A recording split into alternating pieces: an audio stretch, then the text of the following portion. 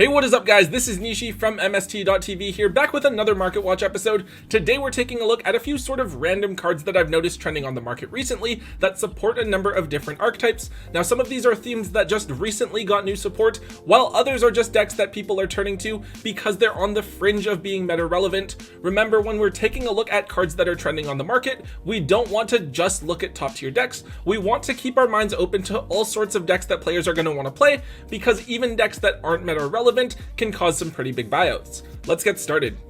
So we're kicking off with kind of a strange one here. We're taking a look at Vampire Takeover. Now I would definitely say that vampires are a pretty underdeveloped archetype. They have a couple of cute cards and have gotten a couple of waves of support from Shadow Specters and then Dark Saviors, but if you actually look at the deck, it feels really clunky and it's pretty much just completely outclassed by pure zombie decks. However, they did just recently get a new main deck monster in Ghosts from the Past, and even though it doesn't necessarily make the deck that much better, it's causing people to turn and look at this budget-friendly, more casual archetype. Fortunately, most of the cards from the theme had multiple printings, including a ton of cards being reprinted in Dark Saviors that brought the prices way down. Vampire Takeover, however, is a card that didn't get that reprint, and so it only has two super rare printings from the original Shadow Specters set and that year's Megatins. As a result, we're seeing Vampire Takeover up at over $10 a piece, a considerable amount when you remember that the card has historically only been worth $1 or $2 at most. Because of how old this card is, it might remain expensive for a little while because it's kind of difficult to find. However, expect the demand for this card to be similarly low, so your sales rates probably aren't going to be that great. Definitely the type of card that you should be looking to offload as soon as possible while the value is inflated. Next up, let's take a look at Mech Knight Purple Nightfall. So this is a key monster for the Mech Knight archetype, a column-based theme that is able to easily flood the field with multiple big monsters in order to OTK your opponent. Now, Purple Nightfall is a key card from the archetype with a wind-up rabbit-like effect that allows you to banish it to save itself. But when you do, you also get to search for a Mech Knight monster from your deck and add it to your hand. Mech Knights have historically been used as an engine, most notably alongside the Invoked. However, at one of the remote duel extravaganzas from the last weekend, we actually saw a pure Mech Knight deck take second place at the event as well. It's something that's worth noting, though obviously at this point we don't know if the deck will continue to see more success, or if it was just kind of a one-of thing.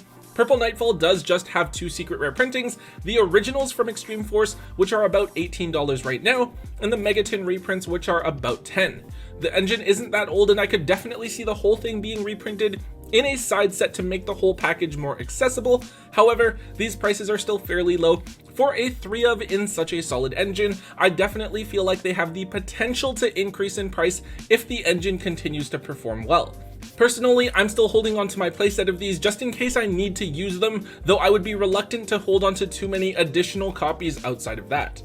So this one I feel like is a card that has been expensive for quite a while, but we haven't really talked about in quite some time. Dragonity Knight Barcha is a card that may have been overlooked a lot before, but is now a key card in the Dragonity deck with the new support that they received in Ghosts from the Past. It allows you to equip multiple Dragonities from your graveyard to this card, which is amazing because with the new support, there are different ways to bring those cards out onto the field. Now, while before, Barcha was only like a few dollars, we're now seeing Barcha hit some crazy high price points on TCG Player, with the DT version being $125 lowest and the secret rares up at $65 a piece. This is a card that you do run multiple copies of in most new Dragonity builds, so there was certainly a lot of demand for this card leading up to the release of Ghosts from the Past, and because both versions of this card are quite old and hard to find, there was definitely a very limited supply. Now, it is incredibly unfortunate that Barcha wasn't reprinted in Ghosts from the Past. It would have made a lot of sense, a lot more sense than other cards that Konami chose to put in there. It's also unfortunate that Konami put the Dragonity cards into a side set instead of giving us a structure deck, since I feel like Barcha could have made its way into the structure deck as a common quite easily, which would have greatly benefited fans of this really popular archetype. I'm expecting to see this card reprinted in an OTS tournament pack as either a super rare or a common, which should bring the price straight down. If it doesn't, expect this card to remain ridiculously expensive until we finally do see it reprinted. Next up, we have a card that has definitely flown under the radar for the last little while. In the past, we've looked at main pieces of the zombie structure deck, such as Doom King Baylor Drock, Glow Up Bloom, and Necro World Banshee, and zombies have actually been a pretty popular deck. They're really easy to play, they have some cool tricks with Zombie World and Super Polymerization, and they were really easy to build after you just picked up 3 structure decks. Obviously now the structure decks and individual cards for the deck are much more expensive, but historically, they've been a relatively budget-friendly option for a lot of players.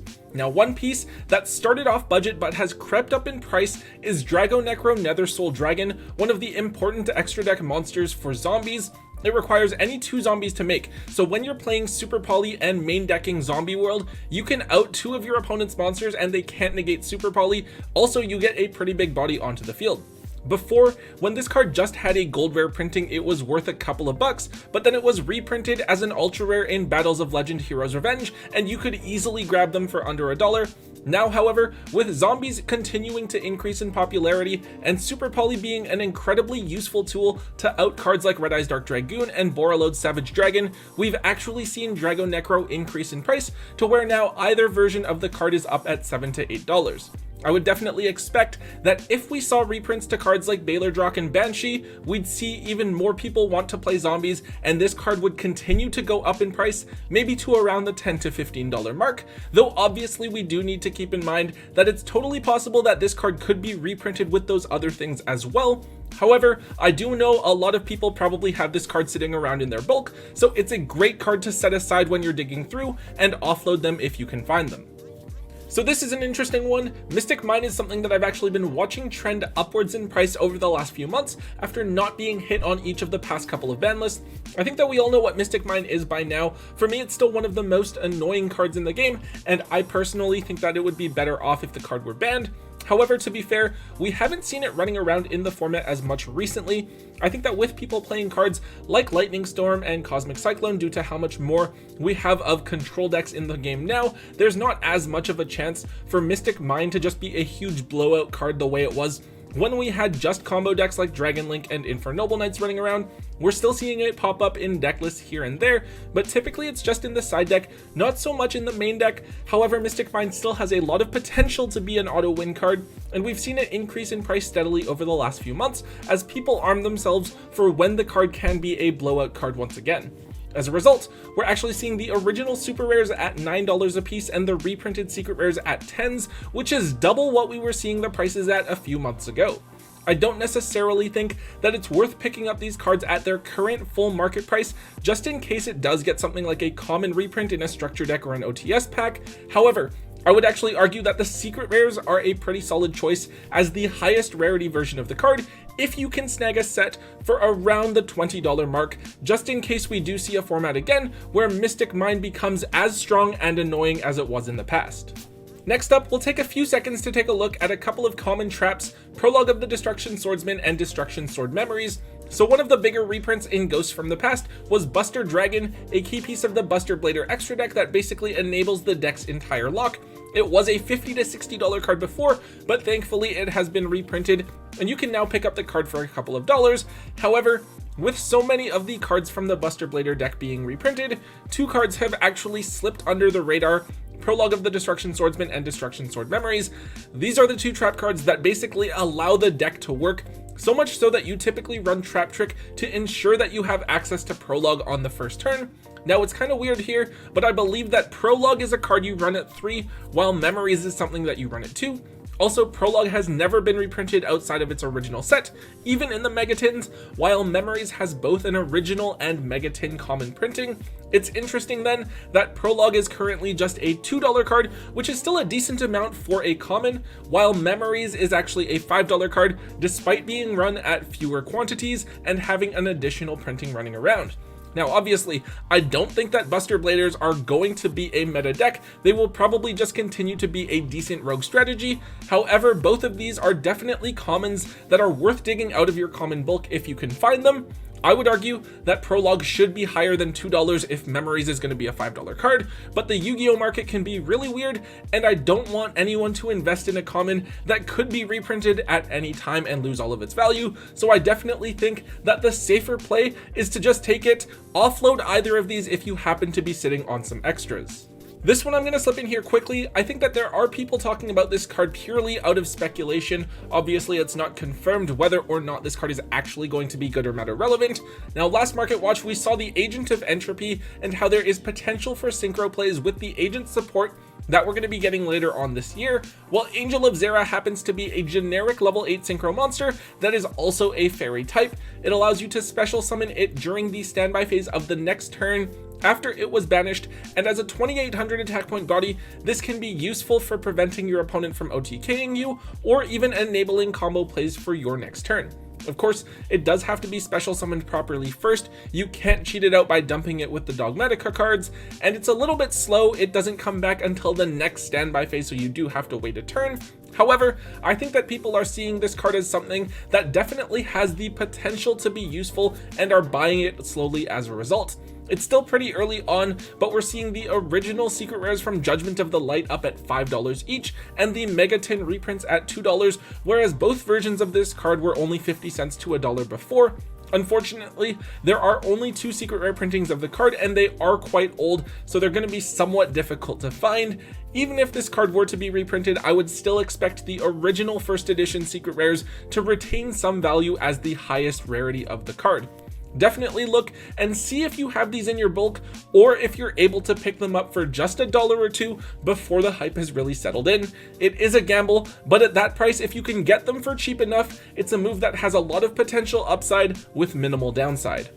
The last card we're going to take a look at here is Abyss Dweller, specifically the Ultimate Rare version from OTS Tournament Pack 13. So within the last week or so, this card actually saw a pretty significant couple of buyouts, where it went from $60 to $75 to where it's currently at, which is over $100 a piece. I think that Abyss Dweller is arguably the most useful rank 4 monster in the game, with the ability to shut off all of your opponent's graveyard effects for the turn. We've seen it in various formats before, where you make that first turn Abyss Dweller, your opponent is playing something like Orchist or Mermail, they can't really play, they're forced to skip their turn, and then you OTK your opponent out of nowhere soon after. The thing is that graveyard effects and rank 4 monsters are always going to be a relevant thing in this game. It's just a matter of what format we're playing in, so even though they aren't meta relevant right now, and Dweller currently isn't seeing any usage, it's only a matter of time before it re-emerges once again. I think that everyone is kind of speculating the same way and knows that Abyss Dweller is just that important of a card, so there are a ton of people looking at buying it while it's out of the meta so that you can get it at kind of like a discount. I think that we are going to see Dweller fall in price a little bit, maybe back down to around the $80 to $90 mark, just for right now because it isn't seeing a ton of play. However, do keep an eye on this card for when it does look like the card is going to see meta play once again, because the ultimate rares are absolutely beautiful and we will see buyouts of this card again in the future. Alright everyone, that is it for today's episode. I know a lot of really random cards in here this time that are kind of all over the place. We're seeing some really early speculative buyouts here as well. We are in a completely different day and age when it comes to card games overall, especially Yu-Gi-Oh! It just feels like regardless of what deck you want to play, the market is kind of forcing you to spend money on things, so it definitely helps to try to read the market as best as you can and get ahead of things before they get too out of control. Anyways guys, if you did enjoy today's market watch, make sure that you hit the thumbs up button for me and let me know. Also make sure you leave a comment in the comment section down below. Let me know what you guys think about the cards that we talked about today, or also let me know about what other cards are trending on the market so that I can potentially cover them in a future episode as well. Also, if you haven't already, make sure you hit that subscribe button to get all of the latest and greatest content from both Tombox and myself here on the channel. And until next time guys, don't forget to hold on to your MST.TV.